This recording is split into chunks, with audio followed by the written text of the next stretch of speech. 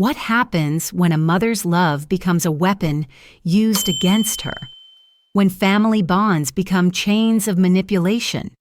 This is the story of Margaret Thompson, a 68-year-old widow whose quiet life in suburban Chicago was about to explode in the most unexpected way.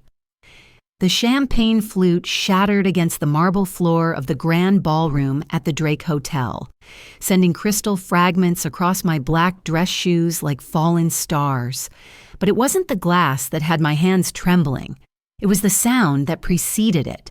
The sharp crack of my daughter-in-law's palm against my cheek delivered with such force that my reading glasses went flying, clattering somewhere beneath the elegantly draped tables where 140 wedding guests sat in stunned silence. "That's what you get for being so stubborn, Margaret," Stephanie screamed, her pristine wedding gown billowing around her like the wings of an angry swan. "A woman your age has no business hoarding so much space when young people like us are struggling to start our lives."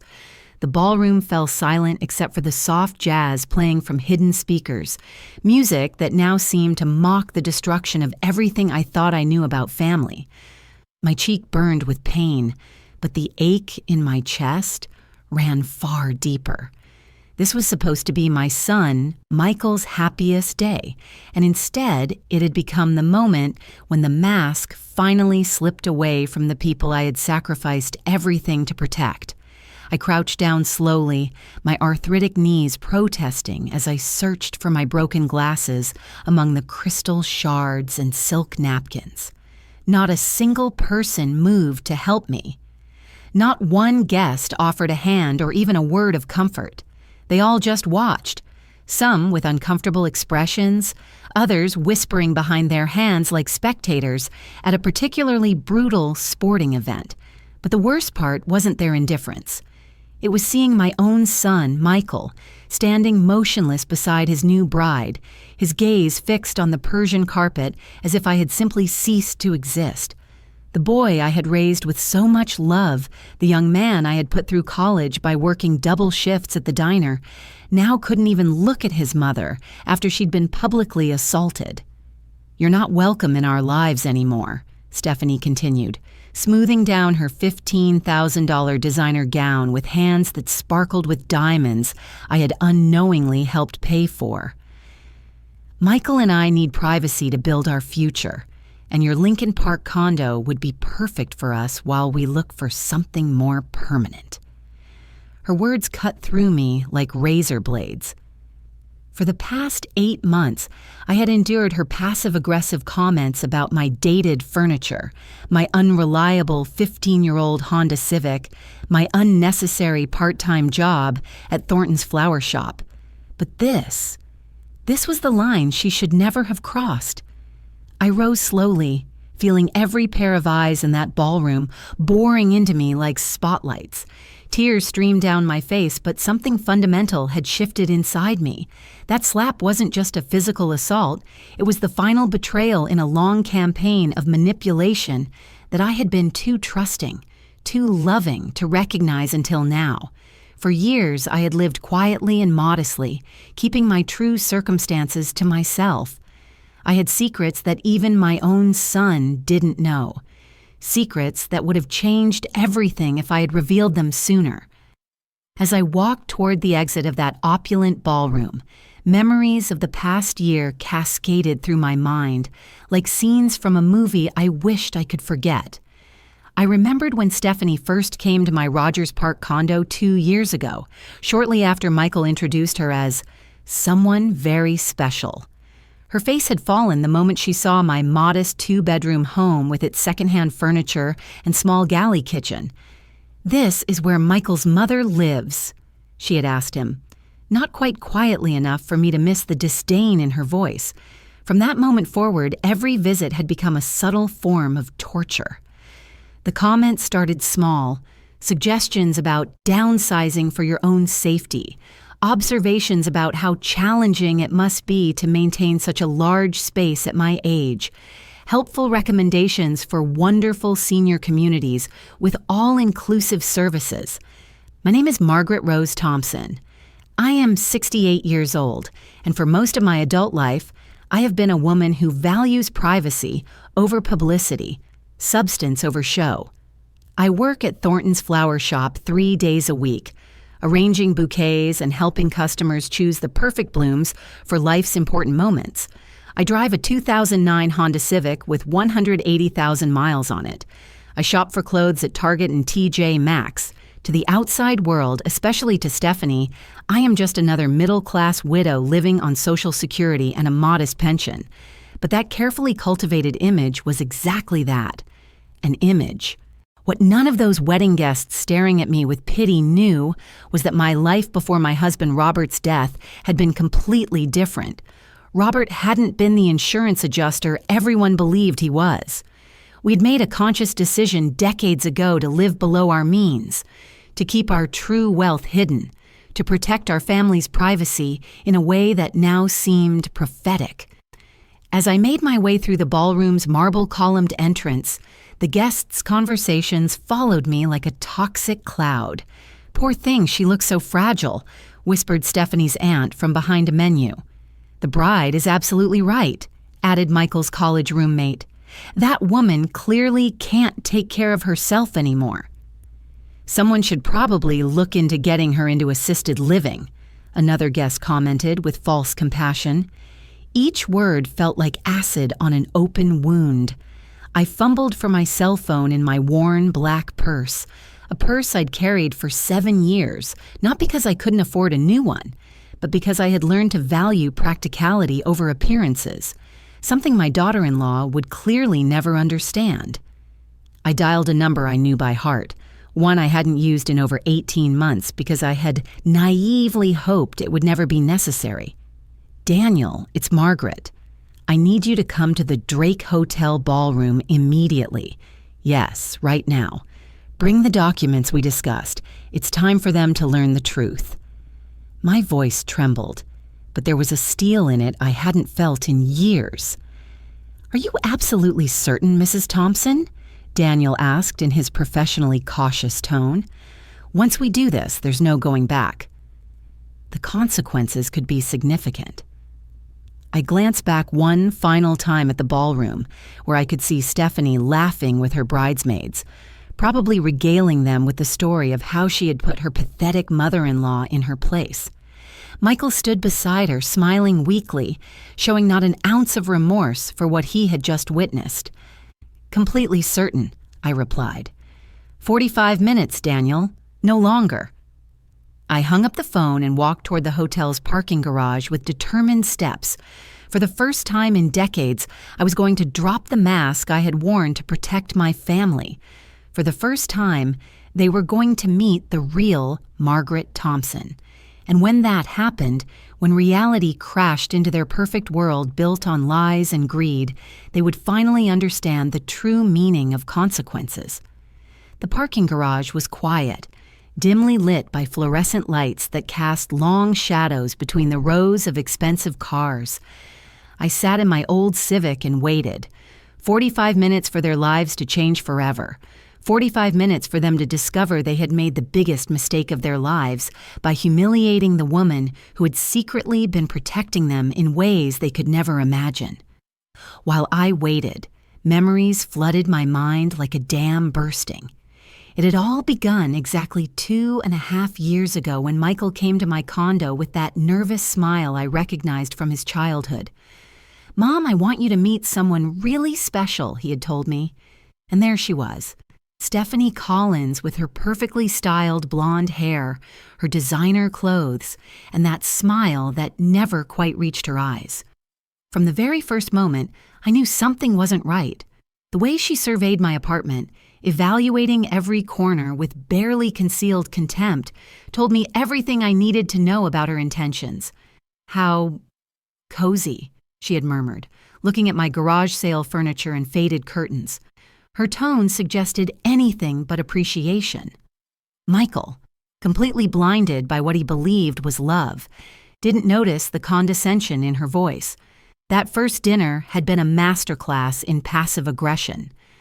Stephanie barely touched the pot roast I had spent hours preparing, claiming she was watching her figure for wedding season.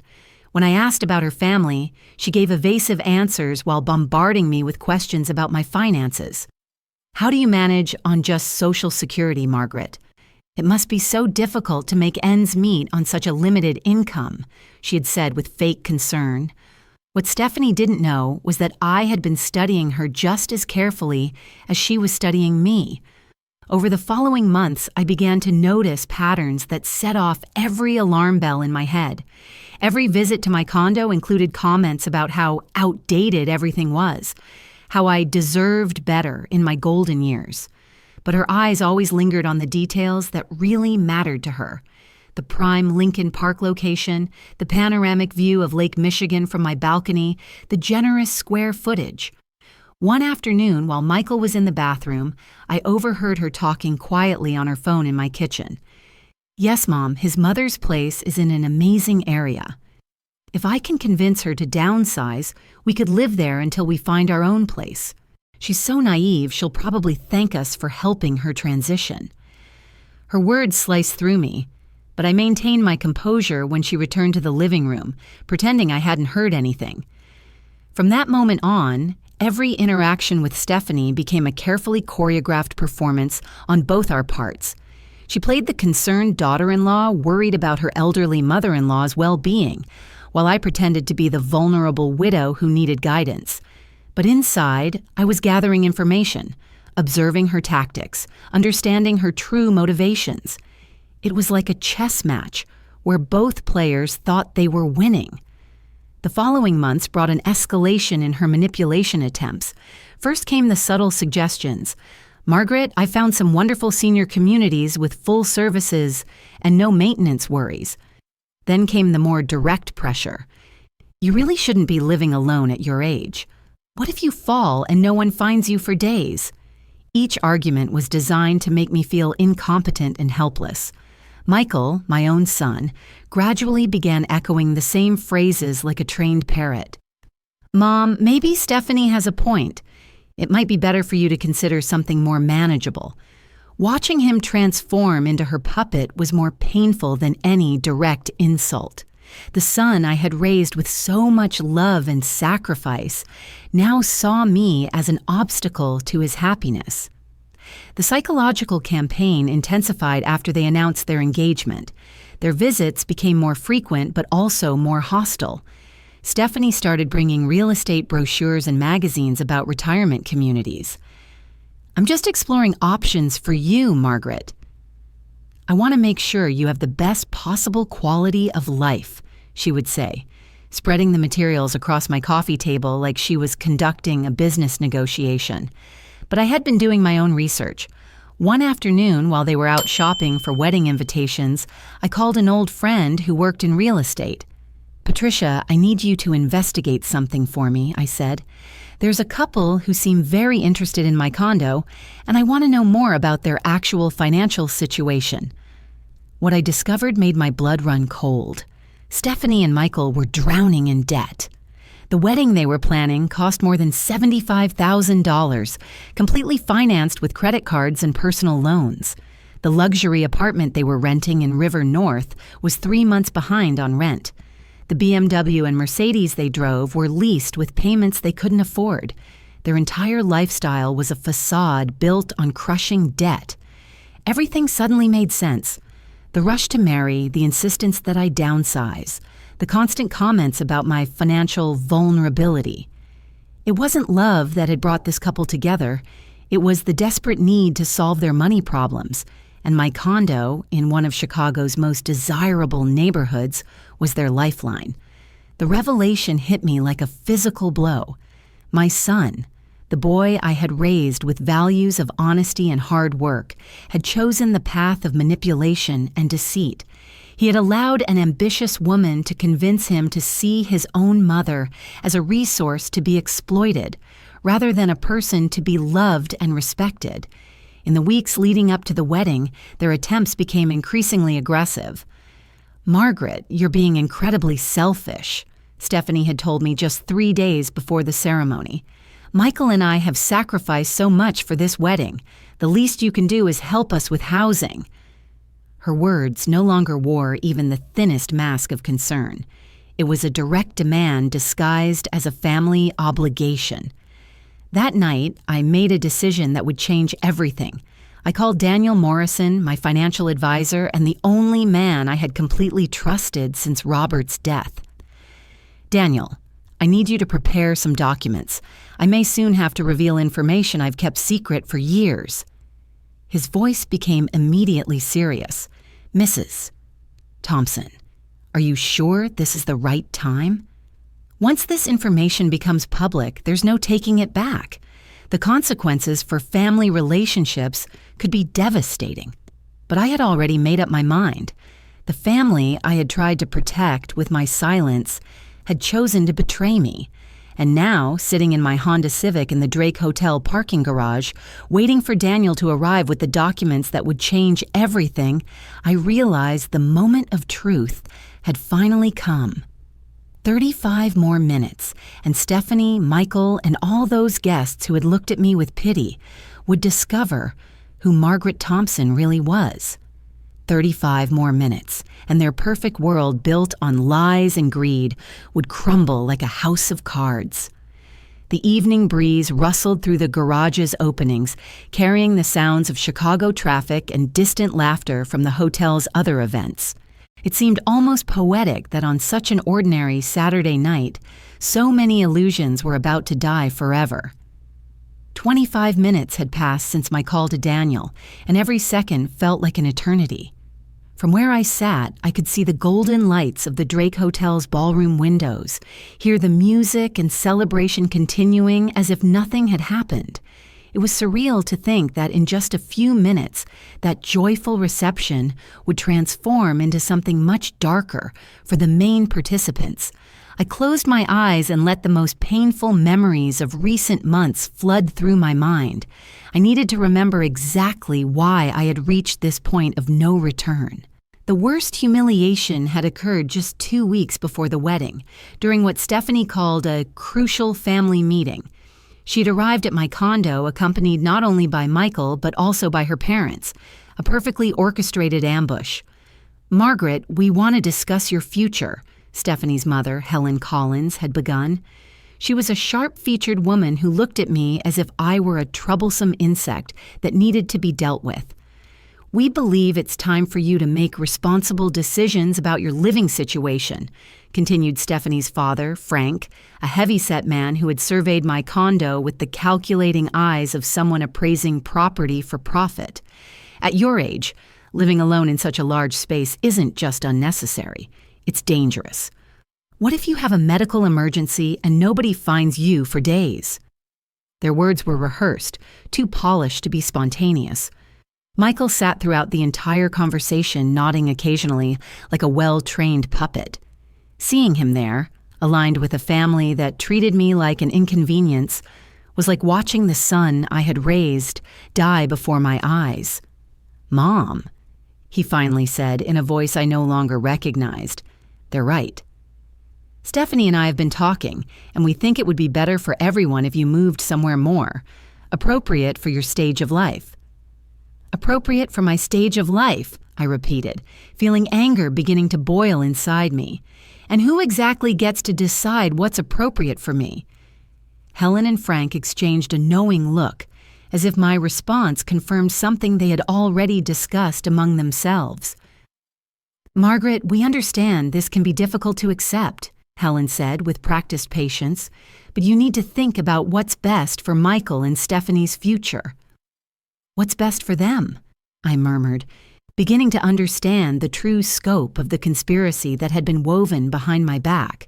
And I suppose my condo would be perfect for them to start their married life. Correct. The uncomfortable silence that followed my question was all the confirmation I needed. They had planned every aspect of this conversation, every argument, every psychological pressure point.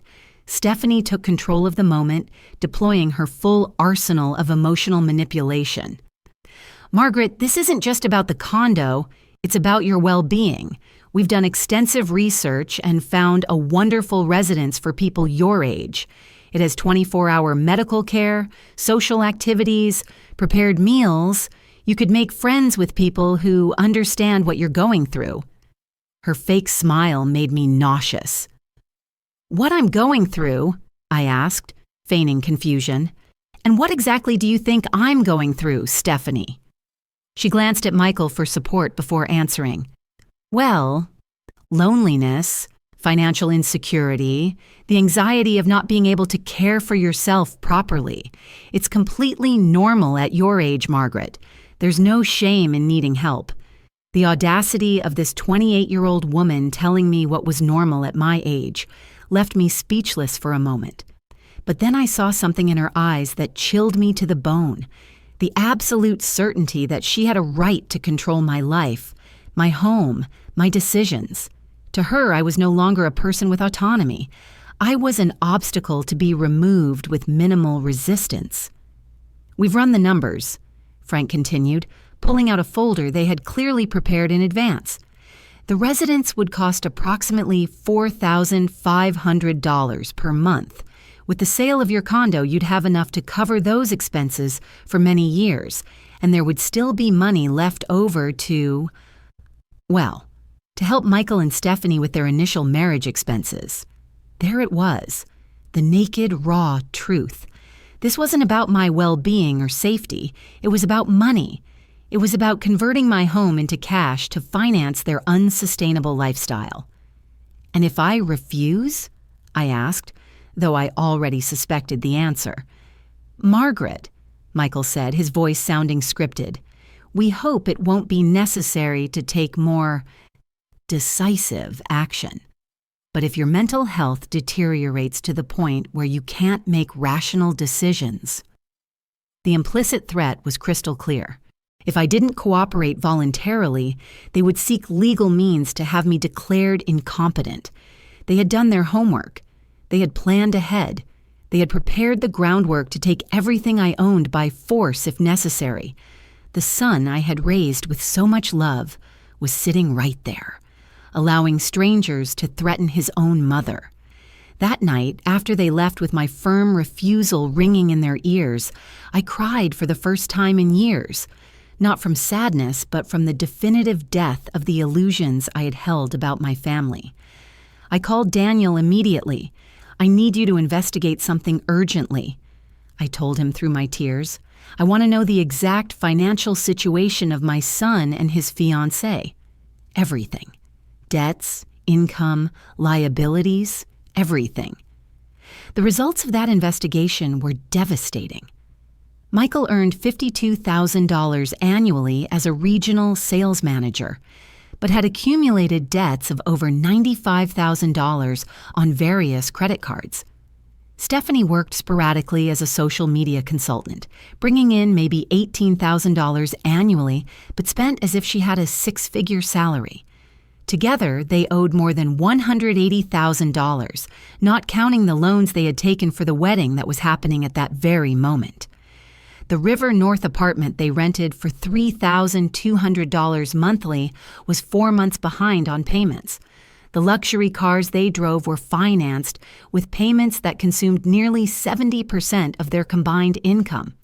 Their primary credit cards were maxed out, and they had begun using cash advances to pay other debts. They were in complete financial freefall, and my condo represented their only hope of salvation. But there was something else in Daniel's report that completely shattered my heart. For the past 8 months, Michael had been systematically calling banks and insurance companies, inquiring about loans secured by his elderly mother's property. He had been researching legal procedures to obtain financial power of attorney over senior citizens. My own son had been planning my systematic dispossession for months. The most devastating information came at the end of the report. According to a private investigator Daniel had hired, Stephanie had been telling her friends that she was making a sacrifice by marrying an older, less attractive man because his mother owned valuable real estate and had no competing heirs. To her, marrying Michael wasn't about love. It was a strategic investment in my estate. That revelation had been the final straw. For weeks, I had considered simply revealing my true financial situation to them, thinking that maybe the shock would make them reconsider their behavior. But after reading that report, I understood that this wasn't about desperation or temporary financial difficulties. This was about pure, calculated greed that had corrupted my son beyond recognition. The days leading up to the wedding had been torture. Every phone call from Michael brought new pressure to reconsider my position. Every visit from Stephanie included subtle threats about my stubbornness and selfishness. They had begun treating me as if I were already a senile old woman whose opinions didn't matter. The night before the wedding, Michael made his final appeal. "Mom, tomorrow is the most important day of my life. Please don't ruin it by being difficult. Stephanie just wants what's best for all of us." His words confirmed that I had lost my son forever. The man getting married the next day was no longer the boy I had raised with so much love and sacrifice. And now, sitting in my car waiting for Daniel, I realized that everything had led to this inevitable moment. This wasn't about revenge or cruelty. This was about justice. This was about showing them the consequences of their actions. This was about teaching them that some lines should never be crossed. 20 more minutes, and everything would change forever. My hands trembled as I dialed another number. Sam Rodriguez, my neighbor from the apartment next door, a 72-year-old retired police detective who'd been a silent witness to all the tense visits over the past months. "Sam, it's Margaret. I need to ask you a very important favor," I said, my voice shaking. "Could you go to my place and bring me the brown accordion file from the bottom drawer of my desk? Yes, right now. It's urgent." Sam had been like a brother to me since Robert passed away, and I knew I could trust him implicitly. While I waited, I remembered the conversation I'd had with Sam just a week earlier. He had witnessed from his balcony when Stephanie arrived with a real estate appraiser without notifying me. "Margaret, that girl brought some guy with a measuring tape who was checking out your place from the outside," he had told me with obvious concern. "When they saw me watching, they left real quick. I don't like what's happening here at all." Sam had been the first to notice the subtle changes in Michael's behavior over recent months. "Your son doesn't stop to chat with me like he used to," he had observed. "He used to ask about my grandson, talk about the Cubs. Now he rushes in and out like he's embarrassed about something." His words had confirmed what my heart already knew. I had lost my son long before the slap that evening. The file I had asked Sam to retrieve contained documents no one in my family had ever seen. Bank statements, property deeds, investment records that Robert and I had kept secret for decades. Documents that proved the poor widow living on Social Security was actually a woman with enough resources to change lives with a single decision. 15 minutes later, Sam appeared in the parking garage with the file in his hands. "Margaret, what's going on?" "You look really shaken up," he asked as he handed me the documents. I briefly explained what had happened in the ballroom, and I watched his weathered face harden with every detail. "That woman is poison," he muttered. "I knew it from day one." "Sam, in a few minutes, a man named Daniel Morrison will arrive. When you see him, please tell him I'm waiting here," I requested. "And Sam, after tonight, a lot of things are going to change. I want you to know that you've always been like family to me." His eyes filled with tears as he nodded. "You're family to me too, Margaret. Do whatever you have to do." As Sam returned to the building, I opened the file and began reviewing documents I hadn't looked at in months. The first was a bank statement showing a balance of $8,700,000 in investment accounts. The second was a property deed for a commercial building in the Loop that generated monthly rental income of $75,000. The third was the title to a vacation home in Lake Geneva that I had purchased as an investment 15 years earlier. Robert had been brilliant with investments, starting with a small construction company and building it into a silent empire.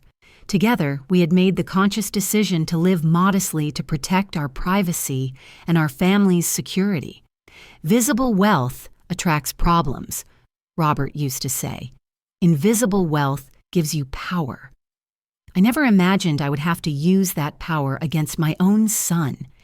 Each document in that file represented years of hard work and intelligent decisions. The flower shop where I worked 3 days a week wasn't born from financial necessity, but because I enjoyed staying active and connected to the community. The old Honda I drove wasn't due to economic limitations, but because I had learned that unnecessary ostentation only brings complications. My condo, the one Stephanie coveted so desperately, was actually the least valuable property in my portfolio. I had bought it not for its economic value, but for the memories it held. It was where Robert and I had spent our final years together, where we had planned our retirement, where he had passed away peacefully in my arms after a courageous battle with lung cancer. But there was something else in that file that would devastate Michael and Stephanie completely. For the past 4 years, since my son had begun having serious financial problems, I had been secretly paying many of his debts. The credit card payments he thought came from work bonuses were actually transfers from my accounts. The special discount on his rent that he thought he had negotiated with his landlord was money I sent monthly. The car payments he believed were covered by a promotional deal were subsidized by his mother. Without Michael knowing, I had been financing his irresponsible lifestyle for years. The luxury apartment he lived in, the BMW he drove, even many of the expenses for the wedding happening at that very moment, all had been made possible by my secret financial support. I had thought I was helping my son through difficult times, not realizing I was financing his transformation into someone I no longer recognized. The bank records showed monthly transfers totaling $7,200 that had kept Michael's financial ship from sinking completely. Money he believed came from work bonuses or tax refunds, when it was actually his mother desperately trying to protect him from the consequences of his irresponsible choices. The irony was crushing. While Stephanie was humiliating me for being an economic burden on their future, I was literally the only reason they could afford that future. While they plotted to strip me of my condo to solve their financial problems, I had been solving those problems in secret for years. I closed the file and looked toward the hotel once more. The lights were still glowing warmly. The music was still playing. The guests were still celebrating. But in less than 10 minutes, Daniel would arrive with the final documents I needed. In less than 10 minutes, I would begin the process of cutting all the financial safety nets I had woven to protect a son who had chosen to betray me. This isn't revenge, I reminded myself. This is justice. This is about teaching them that actions have consequences, that greed has a price, that family is not something you can exploit for financial convenience. I had been protecting Michael from reality for too long, and that protection had corrupted him beyond recognition. Headlights illuminated the parking garage as a sleek black sedan approached. It was Daniel, punctual as always, arriving with the documents that would change everything forever. I stepped out of my Honda and walked toward him, feeling each step take me further from the Margaret I had been and closer to the woman I needed to become. "Mrs. Thompson," Daniel said as he emerged from his car, a leather briefcase under his arm. "Are you absolutely certain about this? Once we enter that ballroom, there will be no way to undo what's about to happen." I looked toward the Drake Hotel one final time, where my son and his new wife were probably still celebrating their victory over the helpless old woman they had just humiliated. "I have never been more certain of anything in my life, Daniel. It's time for them to meet the real Margaret Thompson." Daniel opened his briefcase under the parking garage's fluorescent lighting and began showing me the documents he had prepared with his characteristic precision. "Mrs.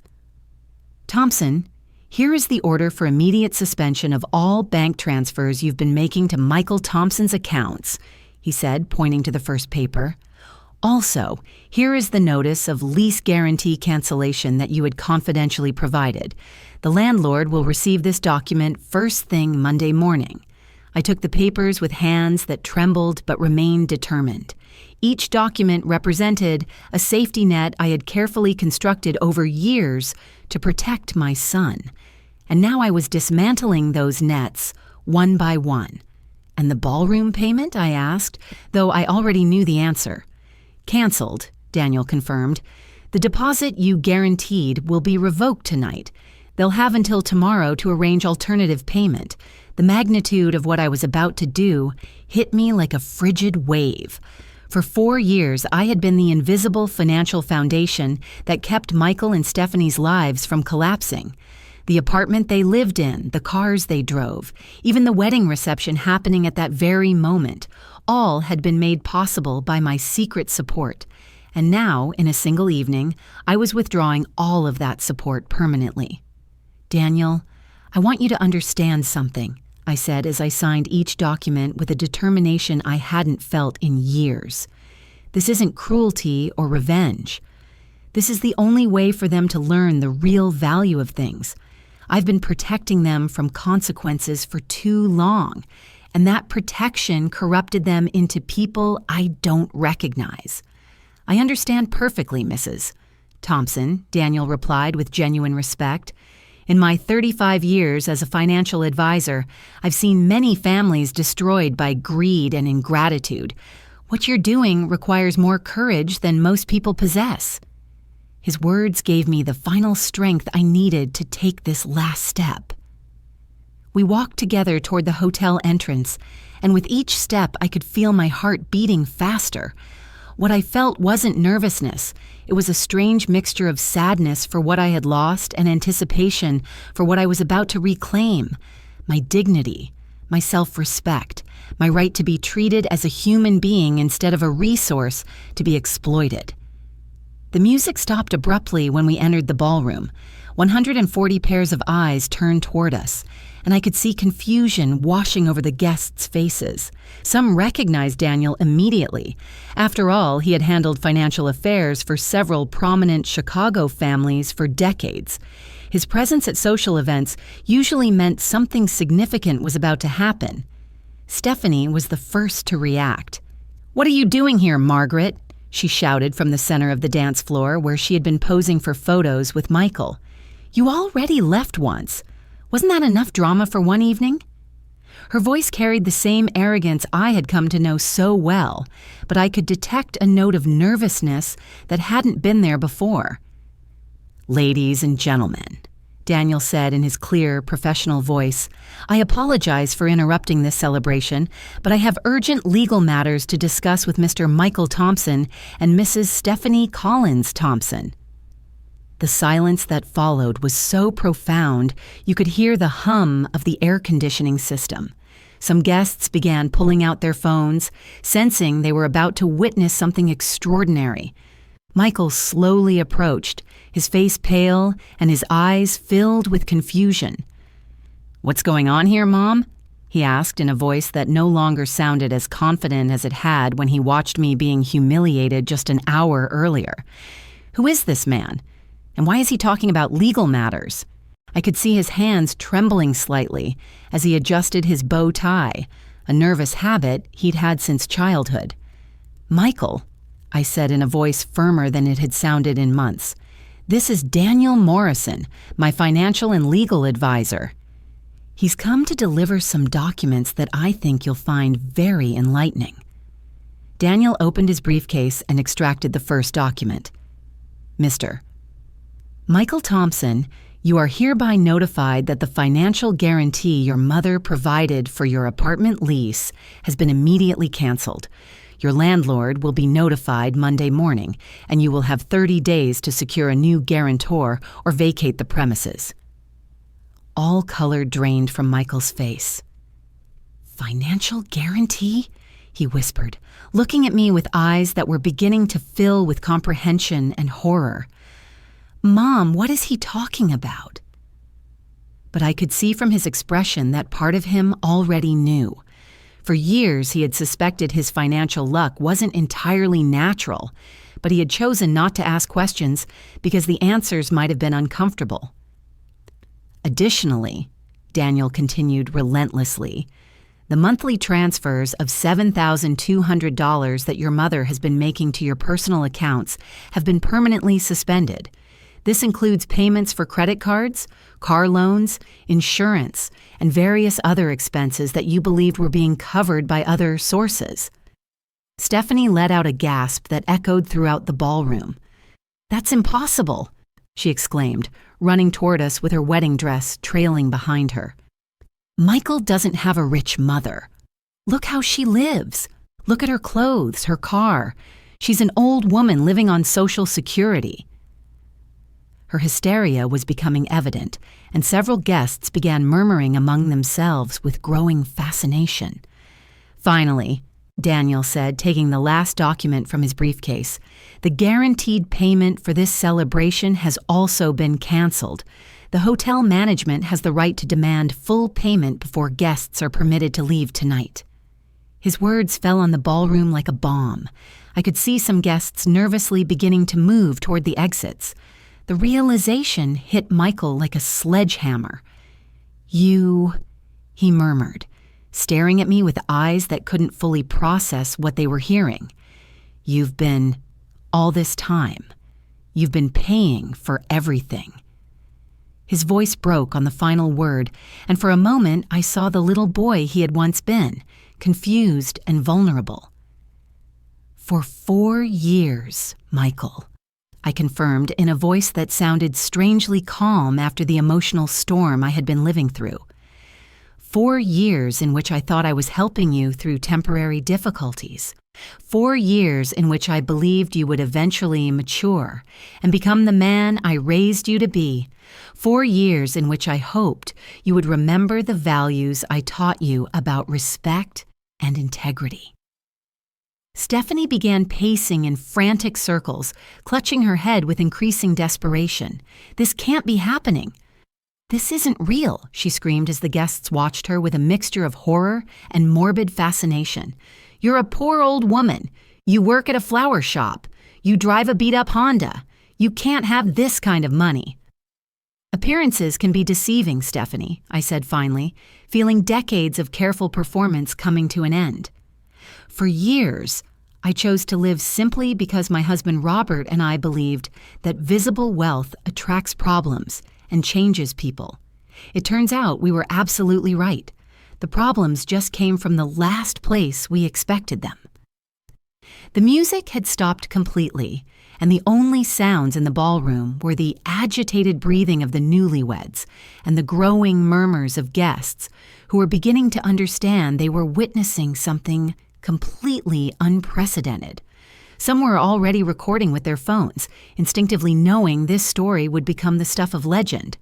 "Mom," Michael said, his voice completely broken, "please, there has to be some way to fix this. The wedding, the guests, all these people. You can't destroy everything over a fight." But I could see in his eyes that he was finally beginning to understand the magnitude of what he had lost.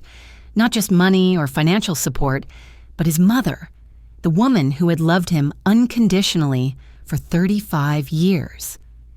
"The only way to fix this, Michael," I replied, "was not to break it in the first place."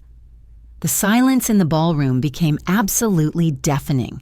140 guests held their breath as they processed what they had just witnessed. Stephanie stood frozen for the first time all evening, her eyes darting between Daniel, the documents, and my face, as if trying to find a crack in the reality that was collapsing around her. Michael just stared at me with an expression I will never forget, a mixture of shock, belated understanding, and absolute horror. "Additionally," Daniel continued relentlessly, "the monthly transfers of $7,200 that your mother has been making to your personal accounts have been permanently suspended. This includes payments for credit cards, car loans, insurance, and various other expenses that you believed were being covered by other sources." Stephanie let out a gasp that echoed throughout the ballroom. "That's impossible," she exclaimed, running toward us with her wedding dress trailing behind her. "Michael doesn't have a rich mother. Look how she lives. Look at her clothes, her car. She's an old woman living on Social Security." Her hysteria was becoming evident, and several guests began murmuring among themselves with growing fascination. "Finally," Daniel said, taking the last document from his briefcase, "the guaranteed payment for this celebration has also been canceled. The hotel management has the right to demand full payment before guests are permitted to leave tonight." His words fell on the ballroom like a bomb. I could see some guests nervously beginning to move toward the exits. The realization hit Michael like a sledgehammer. "You?" he murmured, staring at me with eyes that couldn't fully process what they were hearing. "You've been, all this time, you've been paying for everything." His voice broke on the final word, and for a moment I saw the little boy he had once been, confused and vulnerable. "For 4 years, Michael," I confirmed in a voice that sounded strangely calm after the emotional storm I had been living through. 4 years in which I thought I was helping you through temporary difficulties. 4 years in which I believed you would eventually mature and become the man I raised you to be. 4 years in which I hoped you would remember the values I taught you about respect and integrity. Stephanie began pacing in frantic circles, clutching her head with increasing desperation. "This can't be happening.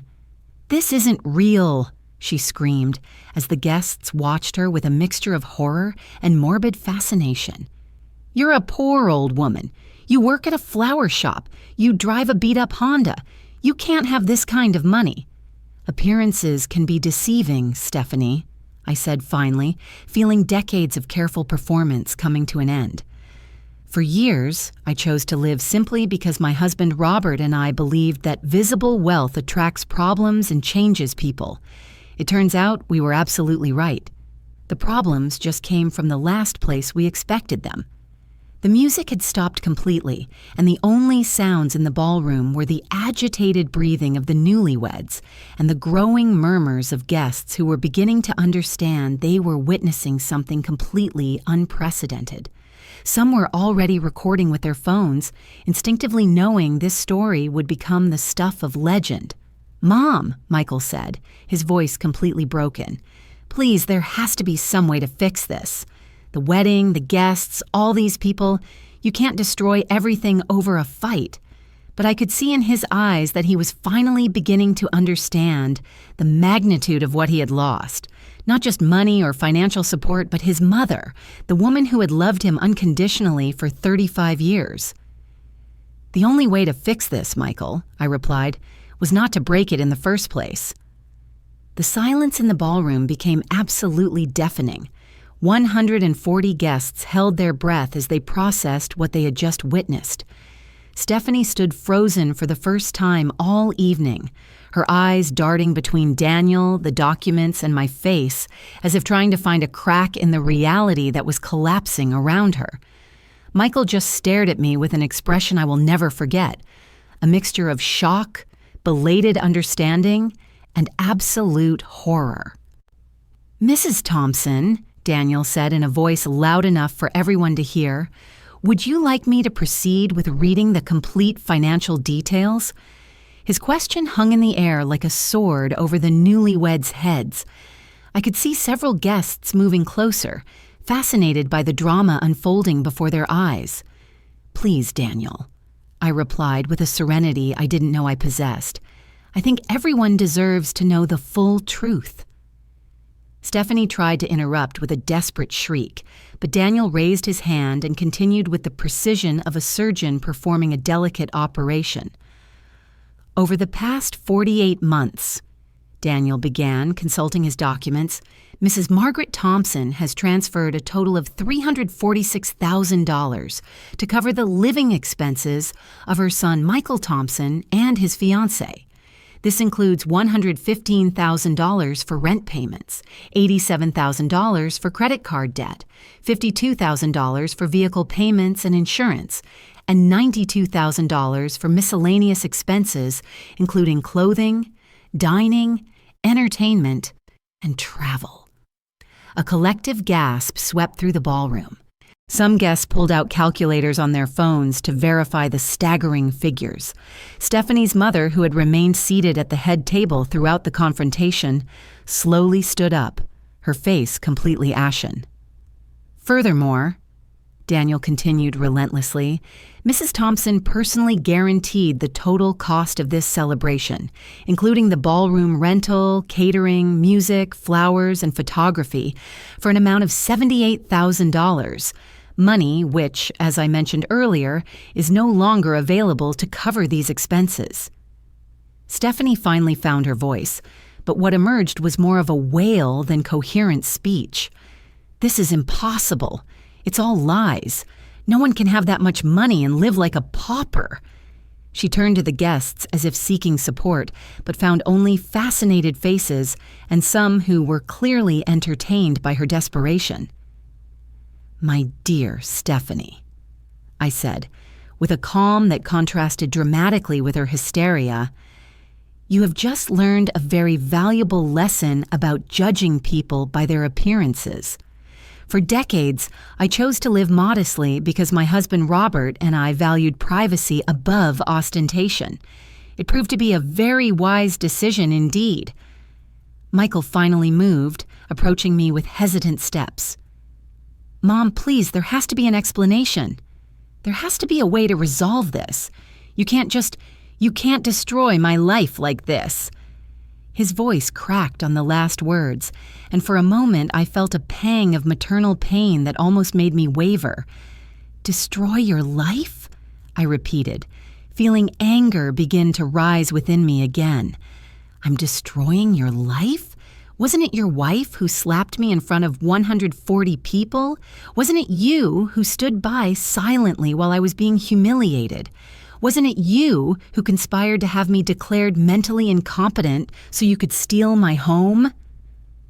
The truth of my words resonated through the ballroom like church bells. Several guests nodded, clearly remembering the scene that had started this entire drama.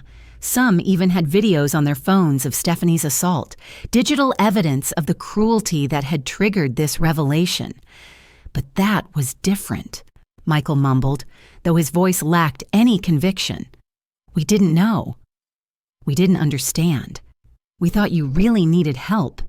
His excuses sounded pathetic even to himself, and I could see guests exchanging looks of contempt. "You didn't know?" I asked, my voice rising for the first time all evening. "You didn't know you were planning a family ambush to pressure me into selling my home? You didn't know you had brought a real estate appraiser to my building without my knowledge? You didn't know you had been researching legal procedures to have me declared incompetent if I didn't cooperate?" With each question, Michael's posture seemed to shrink. Daniel took advantage of the moment to pull another document from his briefcase. "Mr. Thompson, I must also inform you that your mother has decided to amend her will. All assets that were previously designated for your inheritance have been redirected to charities dedicated to protecting seniors from family abuse and exploitation." The impact of this declaration was like a silent bomb explosion. Stephanie staggered backward as if she'd been physically struck. "You can't do that," she shrieked, her carefully constructed facade finally collapsing completely. "We're your family. Michael is your only son. You can't disinherit him over a stupid argument." "A stupid argument?" I repeated, letting the words hang in the tension-filled air. "Is that how you describe a family conspiracy to rob an elderly woman of her home? Is that how you justify physically assaulting your husband's mother on your wedding day?" My voice had turned to ice, and I could see some guests visibly flinch.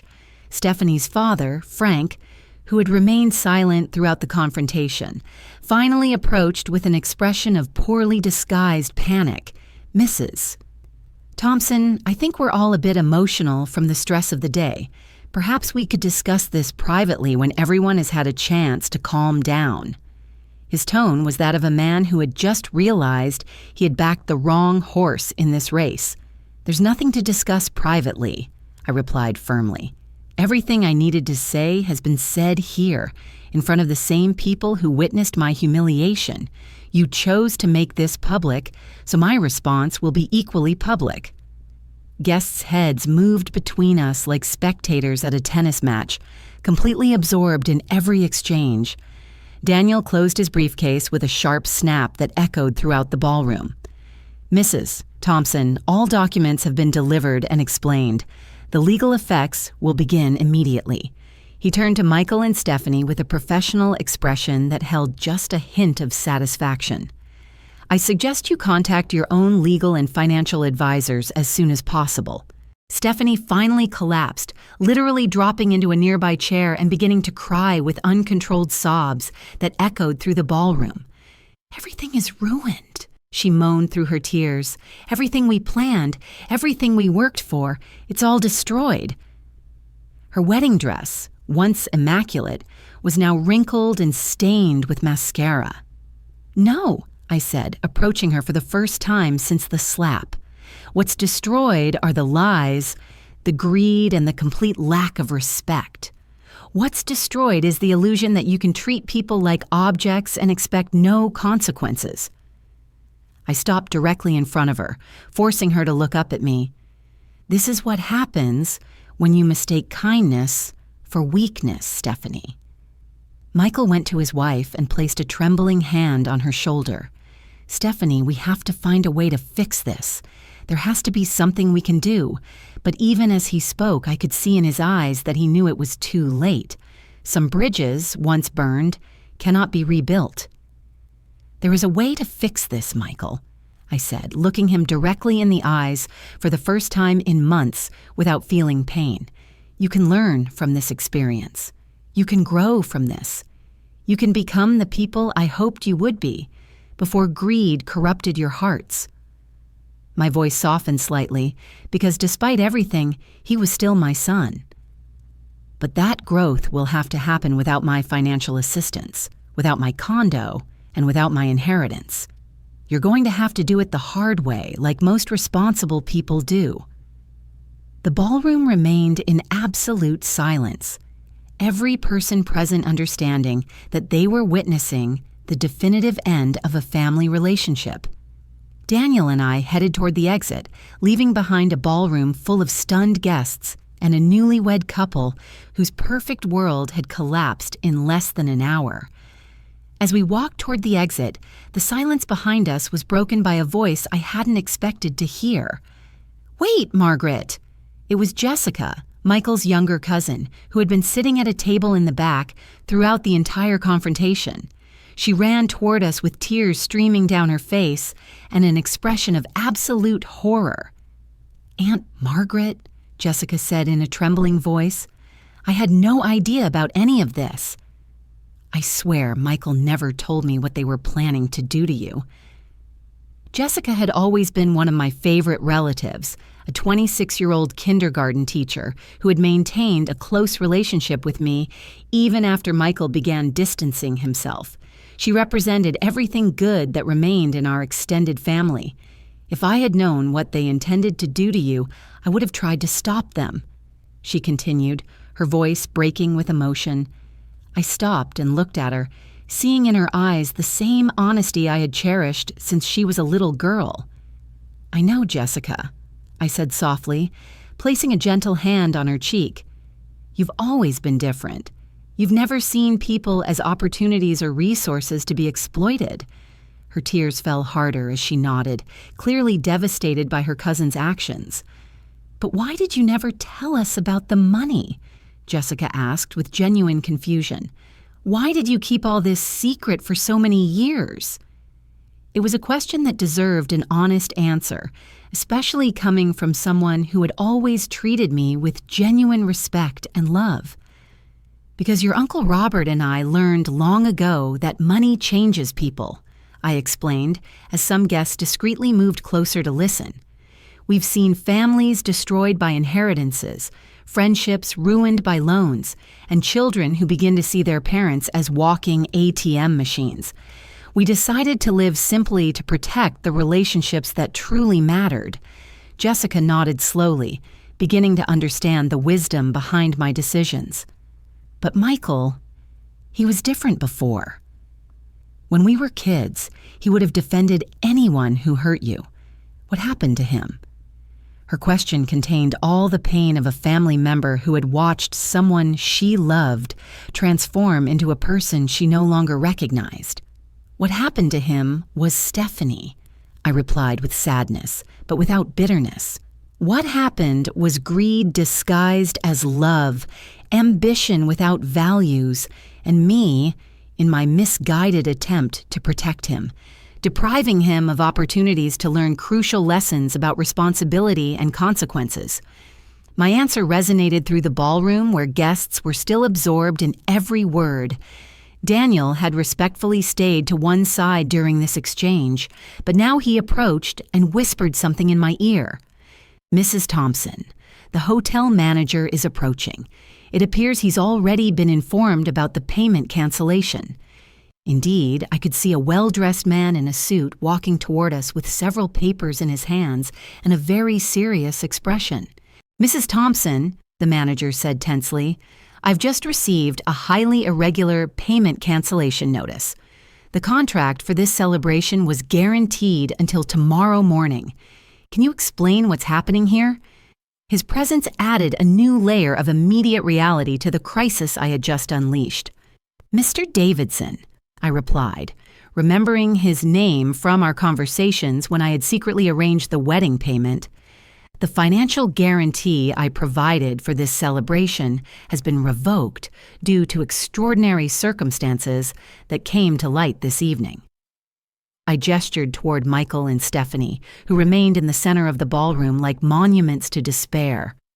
"I understand," Davidson said, surveying the scene with the experience of someone who had managed upscale events for decades. "And who will be responsible for the payment now?"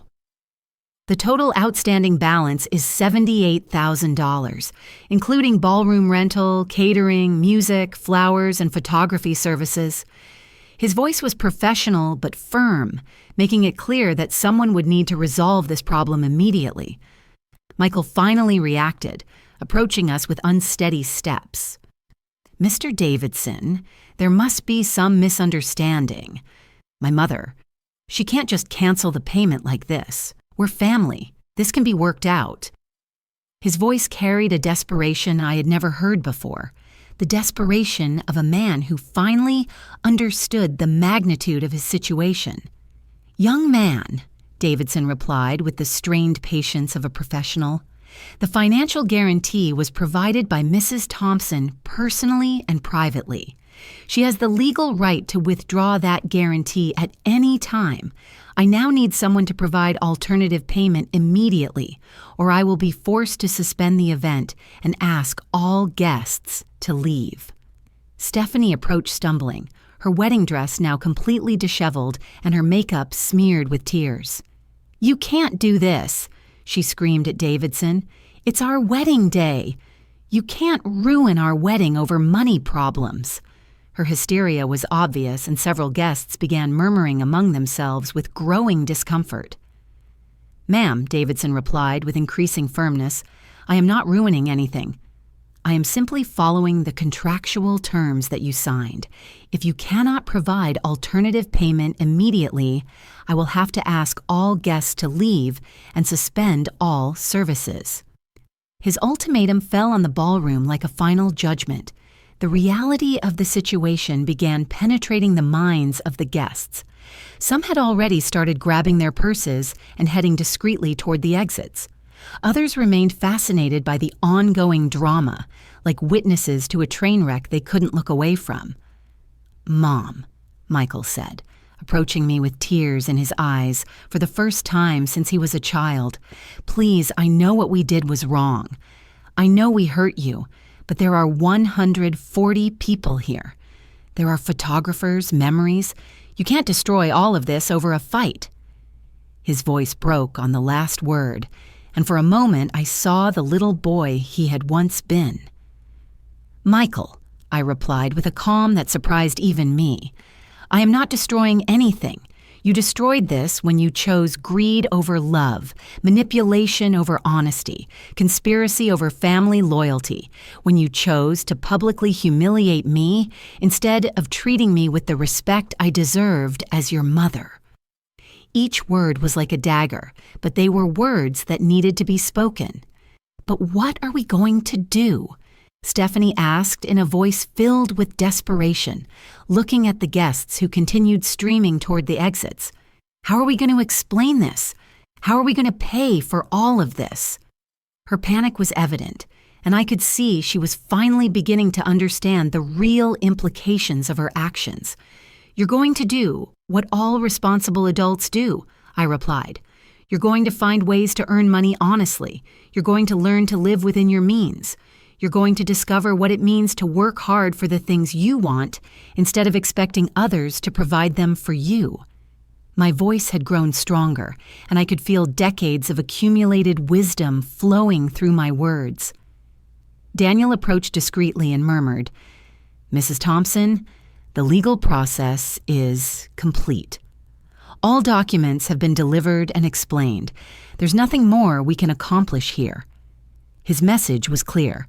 It was time to leave, to allow Michael and Stephanie to face the consequences of their decisions without my presence as a distraction. Jessica approached once more and hugged me tightly. "Aunt Margaret, I want you to know that you will always have my respect and love, no matter what happens with Michael." Her words were balm for my wounded heart, reminding me that not all family had been corrupted by greed. "And you will always have mine, Jessica," I replied, returning the embrace. "Remember this night when you make important decisions in your life. Remember that character is defined not by what we have, but by how we treat the people we love." Her tears soaked my shoulder as she nodded, completely understanding the lesson unfolding before her eyes. Davidson approached again, this time with greater urgency. "Ladies and gentlemen, I need an immediate resolution. I have other events tonight and cannot keep staff here indefinitely without payment guarantee." His professional patience was finally running out, adding additional pressure to an already desperate situation. "You have my phone number," I said to Michael and Stephanie for the final time. "When you're ready to have a real conversation about respect, values, and responsibility, when you've learned what it means to earn things for yourselves, when you can look me in the eye and offer a genuine apology for what you did to me tonight, then we can talk. But first," I added, looking directly at them, "you'll have to find a way to solve the mess you created here all by yourselves." With those words, I turned and walked toward the exit with Daniel, leaving behind a ballroom full of chaos, despair, and the harsh reality of well-deserved consequences. Chapter 2. The aftermath 3 weeks after the wedding. My Lincoln Park condo had become a sanctuary of peace I hadn't experienced in years. Sam Rodriguez came over every morning with coffee and bagels from the corner deli, making sure I was okay after what he called the night Margaret reclaimed her dignity. His daily visits had become a healing balm for my soul, reminding me that I still had chosen family who valued me for who I truly was. The phone had rung incessantly for those first 3 weeks. Michael had called 42 times, leaving voicemails that evolved from initial anger to desperate pleading. Stephanie had sent 18 text messages, each more hysterical than the last. Her parents had appeared at my door 3 times, demanding that I fix the mess I had caused, but I had maintained my position with a calmness that surprised even myself. Daniel arrived that morning with news that, while expected, was devastating in its complete scope. "Mrs. Thompson," he said as we drank coffee on my balcony overlooking Lake Michigan, "I've received reports from all fronts." Michael and Stephanie were evicted from their River North apartment yesterday morning. The Drake Hotel has initiated legal proceedings to recover the $78,000 owed. Their credit cards have been canceled for non-payment, and their vehicles have been repossessed. "And where are they living now?" I asked, though part of me already knew the answer. "With Stephanie's parents," Daniel replied. "Apparently, it's a 2-bedroom apartment in Cicero where 4 people already live. According to my sources, the situation is extremely tense. His expression suggested that extremely tense was a very conservative description of the reality. That afternoon, while I was tending to my herb garden on the balcony, I saw a familiar car park across the street. It was Jessica, but this time she wasn't alone. With her was Patricia Williams, my old friend from the real estate business, and to my surprise, Sam emerged from the back seat. "Margaret!" Jessica called from the sidewalk. "We need to talk to you." There are things you need to know. When they arrived at my apartment, their faces wore expressions of urgency and concern that immediately put me on alert. "Aunt Margaret," Jessica began, settling onto my couch with a manila folder in her hands, "I've been investigating some things since the wedding night, things I believe you need to know before it's too late." "Too late for what?" I asked, pouring tea while trying to maintain my composure. Patricia cleared her throat and spoke for the first time. "Margaret, for the past 3 weeks, I've been doing research into Michael and Stephanie's activities. What I discovered goes far beyond what any of us imagined. They had been planning this systematic takeover for more than 18 months, Patricia continued, opening the folder to reveal documents that made my stomach turn. I found evidence that Stephanie had been consulting with attorneys who specialize in elder competency cases. They had developed a detailed strategy to have you legally declared mentally incompetent and gain control over all your assets. Sam, who had remained quiet until then, leaned forward with a grave expression. "Margaret, there's more." The night after you left the ballroom, I overheard Stephanie on her phone in the lobby. She was telling someone that the old bat ruined everything, but we still have Plan B. His words sent chills down my spine. "Plan B?" I repeated, feeling my stomach clench with a mixture of fear and anger. Jessica took my hand and squeezed it gently. "Aunt Margaret, they've been telling everyone that you've developed dementia, that the scene at the wedding was evidence that you've lost touch with reality. They're building a case for a judge to declare you incapable of managing your own affairs." The magnitude of their betrayal expanded before me like a festering wound. It wasn't enough to have publicly humiliated me, to have conspired to steal my home, to have plotted against me for months. Now they were attempting to use my justified response to their cruelty as evidence of mental incompetence. It was a level of evil that exceeded anything I had thought possible.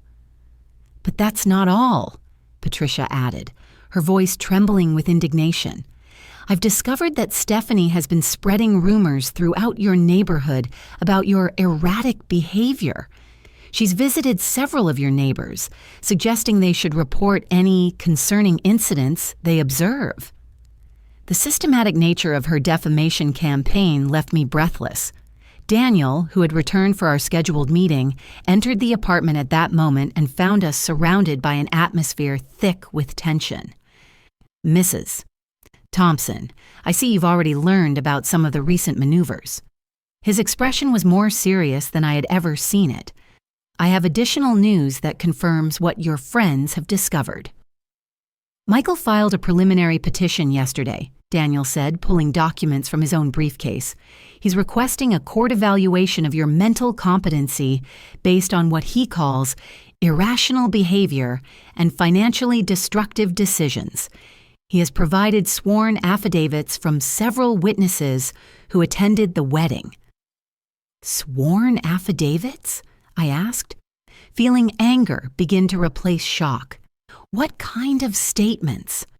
Daniel consulted his papers before answering. "Statements describing your unprovoked emotional outburst against an innocent young couple. Statements characterizing your financial decisions as vengeful and destructive. Statements suggesting you have lost the ability to make rational decisions." Jessica squeezed my hand tighter. "Aunt Margaret, they've convinced several wedding guests to sign these declarations. Most of them don't really understand what was happening that night. They only saw an elderly woman attacking newlyweds. Her voice contained all the frustration of someone who had witnessed the truth but felt powerless to make others understand.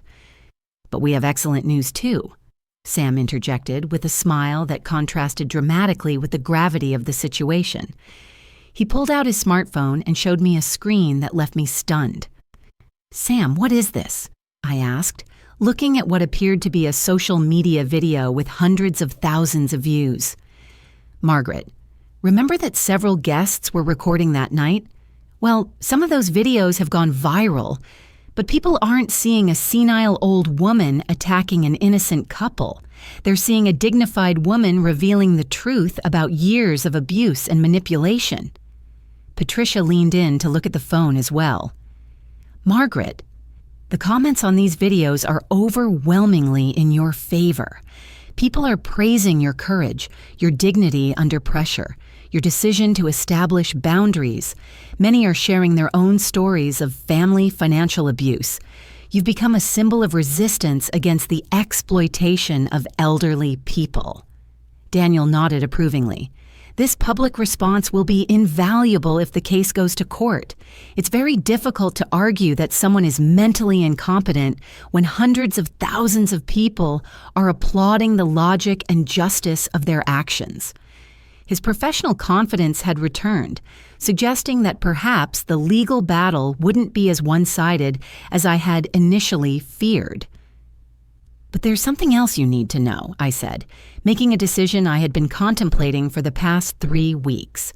"If Michael and Stephanie want to play this game, if they want to turn this into a public legal battle, then they're going to discover exactly who they're dealing with." I stood and walked to my desk, where I'd been preparing my own collection of evidence. For these 3 weeks, I'd been in contact with several attorneys who specialize in elder abuse cases. I've been documenting everything: the intimidating visits, the implicit threats, the conspiracy to strip me of my property, even the physical assault Stephanie committed against me. I pulled out photographs of my bruised cheek taken immediately after the wedding, medical documentation of the physical attack. "If they want war," I continued with a determination I hadn't felt in decades, "they'll have war. But it will be fought on my terms, with my resources, and with the truth on my side." "Furthermore," I added with a smile that surprised even myself, "I've decided to do something I should have done years ago. I'm going to tell my complete story publicly. I'm going to show the world exactly what happens when greed masquerades as family love." The room filled with new energy, the energy of people who knew justice was on their side and had the resources to ensure it prevailed. 6 months after that night that divided my life into before and after, I found myself sitting in the most prestigious television studio in Chicago, waiting for the interview that would share my complete story with the entire nation. And the program, American Stories, had contacted Daniel after the wedding videos accumulated more than 3 million views across social media platforms. My story had become a national symbol of resistance against family abuse of seniors. The journalist, Rachel Martinez, a woman respected for her professional integrity and investigative skills, reviewed her notes while technicians made final lighting adjustments. "Mrs. Thompson," she said with a warm smile, "I want you to know that your story has inspired countless people with your courage. During these 6 months, we've received over 1,000 letters from viewers who have experienced similar situations." Many things had changed during this period. The legal case Michael and Stephanie attempted to build against me collapsed spectacularly when Daniel presented evidence of their conspiracy to have me declared incompetent. Not only did they lose the case, but they were fined for frivolous litigation and ordered to pay my attorney fees, which totaled $67,000. The bankruptcy that followed was swift and complete. Michael had lost his sales position when his employer learned about the public scandal and the legal proceedings. Stephanie had attempted to launch a social media consulting business, but the viral videos had destroyed her professional reputation entirely. They were now living in a studio apartment in a rough neighborhood on the South Side, both working minimum wage retail jobs and struggling to pay their accumulated debts, which had ballooned to over $400,000 with interest and penalties. "We're going live in 5 minutes," the program director announced. I looked at the cameras that would soon broadcast my story to millions of homes, feeling a mixture of nervousness and determination. Beside me sat Daniel, who had agreed to appear to explain the legal aspects of the case. In the studio audience were Sam, Jessica, and Patricia, my pillars of support during these challenging months. The most painful aspect of these 6 months had been Michael's complete silence.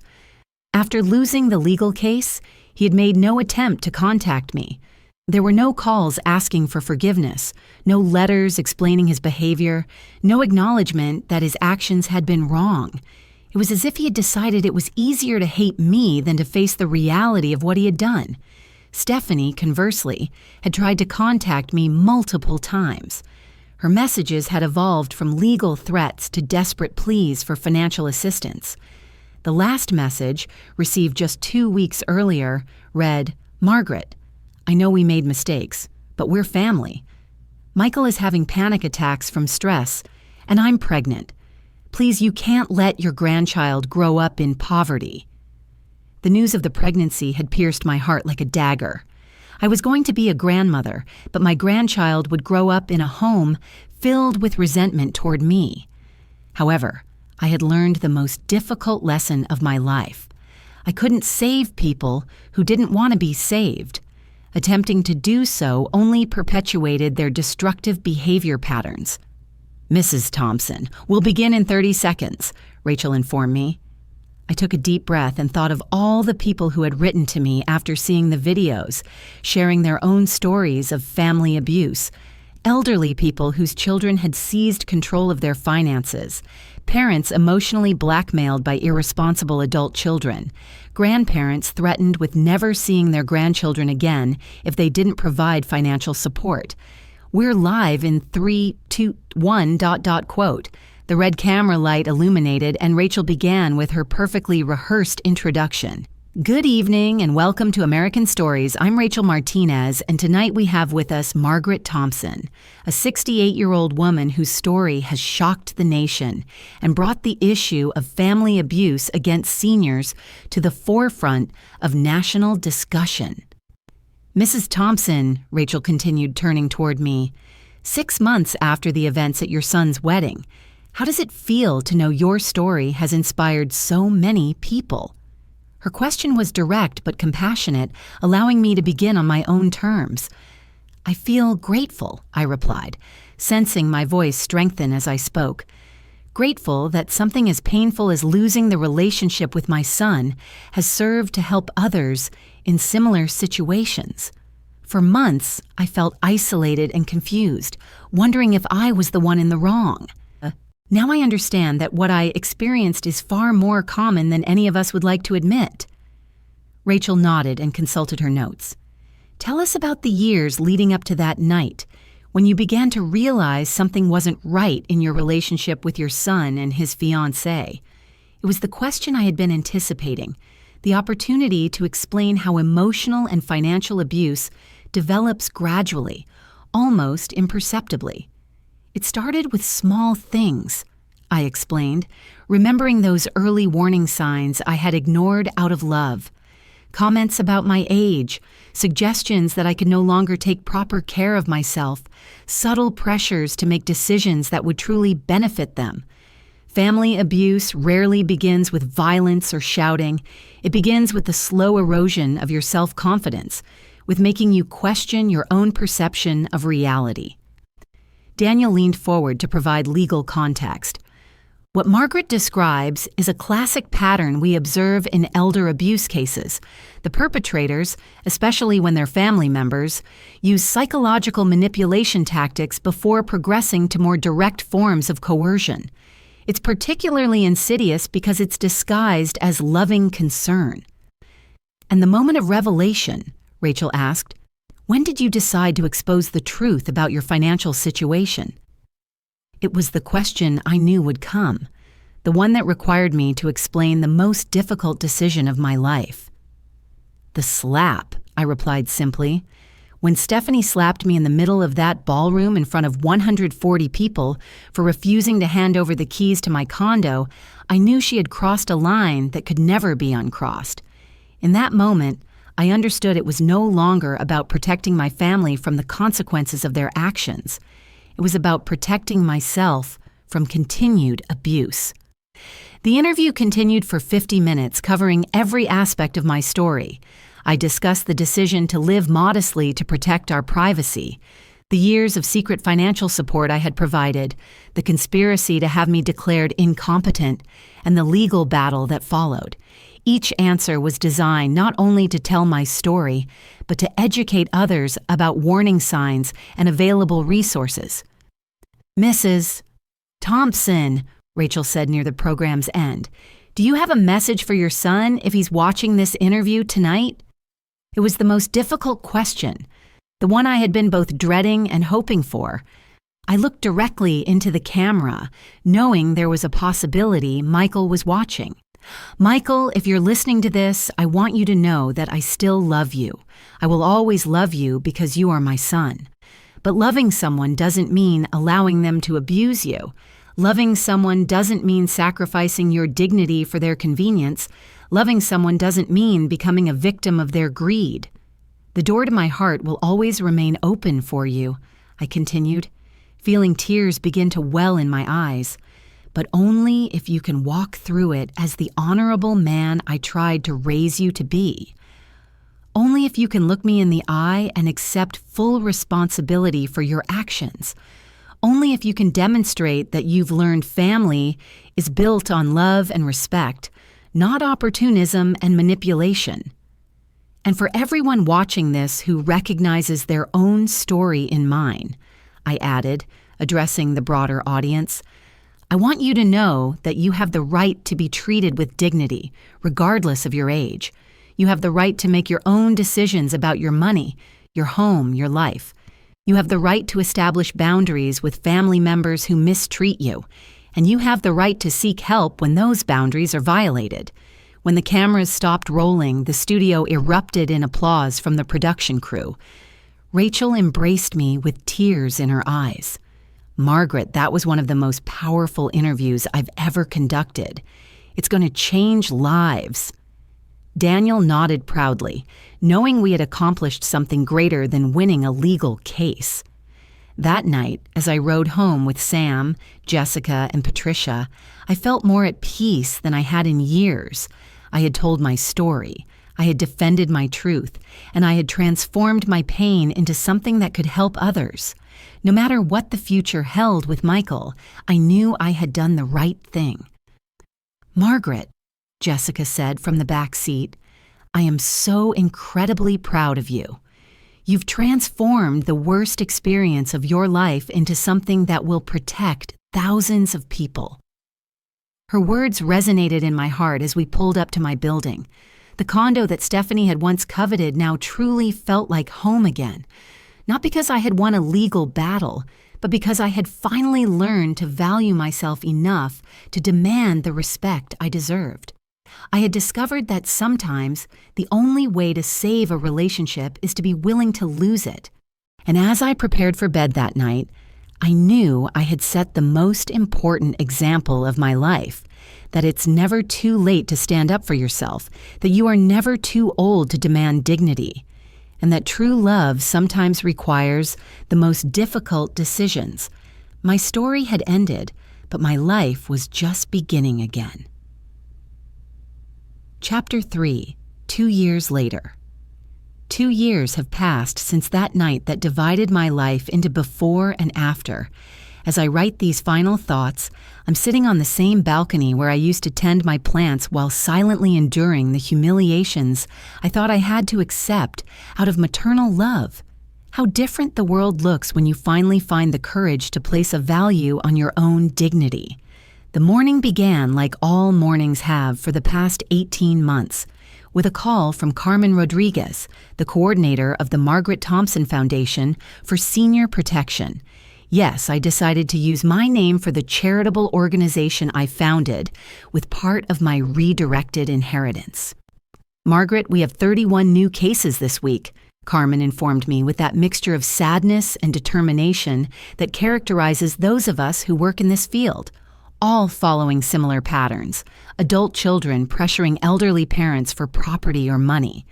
Every case that crosses my desk is like looking into a mirror of my past.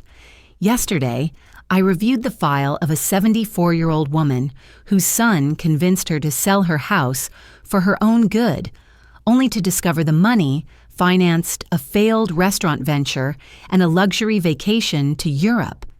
The day before, it was a 67-year-old man whose daughter emotionally blackmailed him.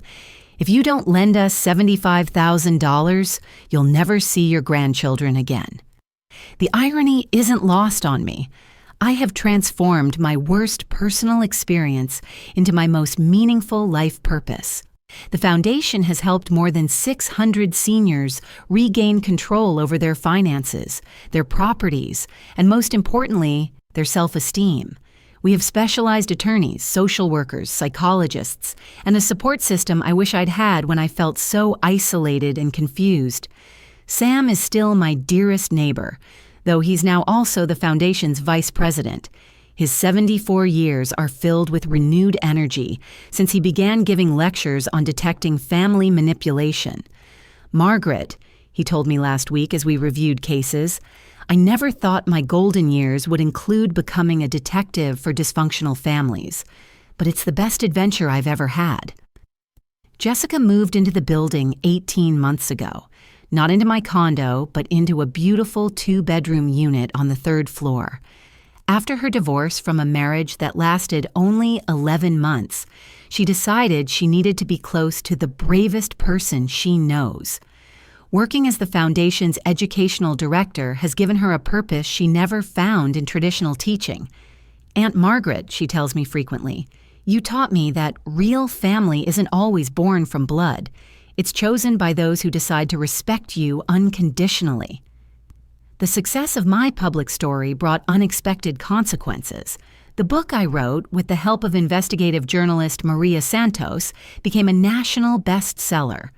When Love Hurts, An Elderly Woman Fights Back, has sold more than 350,000 copies, and all royalties go directly to the foundation. The letters I receive from readers are living testimonies that my experience resonated in thousands of homes where silence had been the norm. Daniel remains my financial advisor, but now he's also the foundation's principal legal counsel. His experience handling the legal aspects of my confrontation with Michael has become an invaluable asset in helping others in similar situations. Mrs. Yost-Thompson, he told me during our monthly meeting, we've recovered more than $4.2 million in properties and savings that abusive family members had illegally obtained. The question everyone asks me, the one that comes up in every interview and every deep conversation, is whether I miss Michael. The answer is complex and painful. I miss the child he was, the young man who occasionally showed flashes of kindness and honor. I miss the illusion of the family I thought we had. But I don't miss the recent years of manipulation, emotional blackmail, and systematic disrespect. Michael attempted to contact me exactly 4 times during these 2 years. The first was 8 months after the television interview, when apparently some colleagues had seen the show and began treating him differently. The second was when his son, my grandson, Oliver, was born 16 months ago. The third was 6 months ago when Stephanie left him, taking the baby and what little they had left. The fourth was just last month when he lost his retail job. Each time he called, it was to ask for financial help, never to offer a genuine apology or acknowledge the harm he had caused. His thought pattern remains identical. He sees his problems as external injustices, not as consequences of his choices. The last conversation lasted less than 3 minutes and ended when he said, "Mom, your pride is more important than your grandson's future." I replied with a clarity that surprised me. Michael, my dignity is exactly as important as my grandson's future, and I hope someday he learns that lesson better than you did. It was the first time I had ever hung up on my son, and strangely, it was liberating. The subject of Oliver, my grandson, is the only one that can still bring tears to my eyes. He is 16 months old and doesn't know me. When Stephanie left, she took all family photographs, including the few I had of him. I have created a trust fund for his college education, administered by Daniel, that will be available when he turns 18, regardless of our relationship at that time. Maybe, Patricia tells me during our weekly dinners, when Oliver is older, he'll seek his own answers about what happened in his family. Maybe he'll find the courage to meet his grandmother on his own terms. Patricia has become my closest confidant, especially since she also had to establish difficult boundaries with toxic family members a decade ago. What surprises me most about these 2 years is how much my physical and mental health have improved. During the final years with Michael and Stephanie, I developed chronic insomnia, constant headaches, and anxiety that kept me in a state of permanent alertness. My doctor says my current tests show stress levels of a woman 10 years younger. Margaret, Dr. Hernandez told me during my last checkup, it's remarkable how the body responds when we eliminate sources of toxic stress. Your blood pressure is excellent, your sleep is restorative, even your posture has improved. He's right. I walk more upright. My voice sounds stronger, and my hands no longer tremble when I make important decisions. Thornton's flower shop closed last year, but I found new passion in the community garden I helped establish in our building. I teach other older residents about medicinal plants and organic growing techniques. It's an activity that connects me with the earth and with people who appreciate accumulated wisdom instead of seeing it as obsolescence. My current routine includes 3 days a week at foundation offices, 2 days visiting homes of seniors who need emotional support, and weekends dedicated to writing my second book. This one focuses on practical strategies for detecting and preventing family financial abuse, based on cases we've handled. The condo that was once a source of greed has become a space of peace and creativity. I converted Michael's old room into an office where I meet people who need guidance. The walls are covered with thank you letters, photos of families we've helped reconcile healthily, and certificates from universities where I've given lectures. One of the most rewarding experiences during this period has been becoming a mentor to other older women facing similar situations. Dorothy, 76 years old, came to the foundation 8 months ago after her son sold her car without permission to pay gambling debts. We worked together for 4 months, and last week she sent me a photo of herself, smiling beside her new car, which she bought with her own savings after legally recovering the money. Margaret, Dorothy wrote in her letter, you taught me that establishing boundaries isn't cruelty, it's survival. You taught me that self-love isn't selfishness, it's necessity. You taught me it's never too late to stand up for yourself. Her words reminded me why all this pain was worthwhile. Reflecting on these 2 years, I understand my story doesn't have the traditional happy ending where the whole family reconciles and lives happily ever after. But it has something better: authenticity, reclaimed dignity, and a purpose that transcends my personal pain. I have learned that sometimes the greatest demonstration of self-love is walking away from those who insist on hurting you, even when they share your DNA. If I could send a message to my past self, to the Margaret who walked into that Drake Hotel ballroom 2 years ago, I would tell her, have courage. What's about to happen will be painful, but on the other side awaits a life more authentic than you ever imagined possible. Peace awaits you, the peace that comes from knowing you will never again allow anyone to treat you as disposable. Tonight, as I finish writing these reflections, I look toward the future with renewed hope. Tomorrow, I have a meeting with state legislators to discuss new laws to better protect seniors from family abuse. Next week, I'm inaugurating the Foundation's 5th Regional Center. Next month, I begin filming a documentary series on this topic that will be broadcast nationwide. My life at 70 is richer, more meaningful, and more authentic than it was at 68. I have learned that the end of a toxic relationship isn't a loss, it's liberation. I have discovered that true family is chosen as much as inherited, and I have proven it's never too late to write a new chapter in your own story. When people ask if I regret what I did that night, my answer is always the same. I regret that it took me so long to value myself enough to do it. Epilogue. Last week, something unexpected happened. I received a letter. Not a text message, not a voicemail, but an actual handwritten letter. The return address showed Michael's name, and my hands trembled as I opened it. Dear Mom, I know I have no right to contact you after everything that happened. I know a letter can't undo years of mistakes, but I need you to know that I finally understand what I lost. Stephanie and I divorced 6 months ago.